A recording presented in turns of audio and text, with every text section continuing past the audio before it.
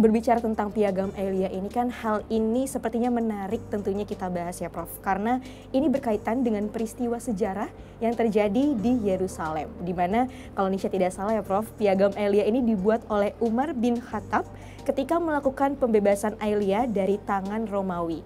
Dan tentunya ini bertujuan untuk memberikan jaminan keamanan dan keselamatan berbagai pihak di wilayah Yerusalem. Dan pertanyaan Nisha adalah apa yang bisa kita pahami dan apa yang bisa kita pelajari ya Prof dari Piagam Elia ini?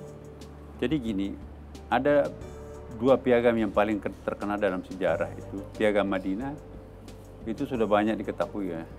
Jamak orang tahu apa itu Piagam Madinah. Tadi ada perjanjian minggu lalu perjanjian Hudaybiyah ya. Yeah. Tapi ada lagi yang disebut dengan Piagam Elia. Piagam Elia itu sejarahnya gini. Sekian lama Yerusalem itu dijajah oleh Romawi Bizantium. Ya, namanya penjajah, konotasinya pasti ada pemerasan, ada ketidakadilan, ada pokoknya ketidaksetaraan di situ itu. Yang namanya penjajah itu pasti akan menang sendiri, yang namanya terjajah pasti akan menderita.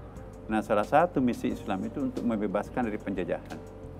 Nah, dalam keadaan seperti itu, ya Umar bin Khattab yang terkenal sangat aktif membela kebenaran, sangat aktif memperjuangkan keadilan, bukan saja di kota Mekah atau Madinah, tapi sudah mulai melakukan ekspansi, sudah mulai futuhat ya, dan membebaskan kabilah-kabilah yang tertindas oleh raja-raja yang zalim. Memang itu tujuan Islam itu, bagaimana mengangkat martabat kemanusiaan, bagaimana membebaskan masyarakat dari keterjajahan oleh para penjajah segelintir itu. Nah, salah satu masyarakat yang terjajah pada itu adalah kota penting, karena itu kan juga adalah kiblat pertama umat Islam. Kiblat pertama umat Islam itu adalah Yerusalem itu di Masjid Aqsa. Tapi pada waktu itu ya masih dalam suasana penjajahan di sekitarnya ya kan. Datanglah Khalifah Umar bin Khattab di situ untuk membebaskan Yerusalem dari penjajahan Romawi Bizantium. Ya. Tidak pernah ada yang membayangkan Romawi yang sedemikian hebat pada waktu itu, dia adalah superpower. Jadi pada masa Nabi itu ada dua kekuatan superpower. Superpower yang pertama itu adalah kerajaan Persia di sebelah timur, ya, yang agak barat selatan itu di situ ada kerajaan Romawi Bizantium. Persia menjajah di kawasan timur, ya, kemudian Romawi Bizantium menjajah di kawasan sekitarnya itu termasuk Yerusalem. Nah, melihat kenyataan seperti itu, Umar datang. Ya, siapa yang tidak gentar menghadapi Umar kan? Umar mengusir Romawi Bizantium dari bumi Yerusalem pada waktu itu. Jadi Umar lah yang memerdekakan Yerusalem dari penjajahan. Kalau bukan karena Umar, Israel belum ada di situ sampai sekarang ini. Mungkin juga Palestina juga ya kan. Tapi kehadiran Umar itu membebaskan masyarakat itu dari penjajah Yerusalem, itu perlu kita apresiasi itu.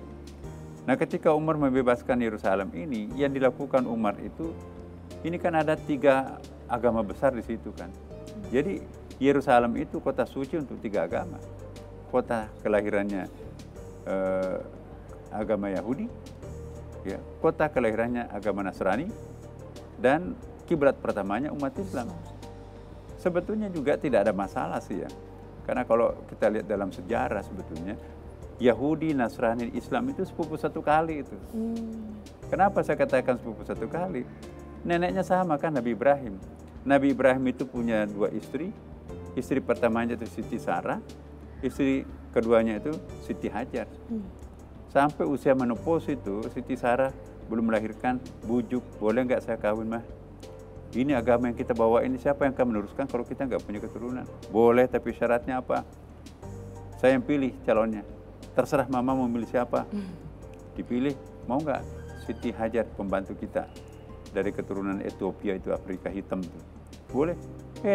Ternyata setelah kawin hamil, tentu ya namanya istri normal itu kan cemburu ya. Saya sekian lama nggak hamil, ini baru kawin tiba-tiba hamil. Udah, jangan tercipta kecemburuan. Dikirimlah istrinya, dibawalah istrinya sampai ke Arab. Nah,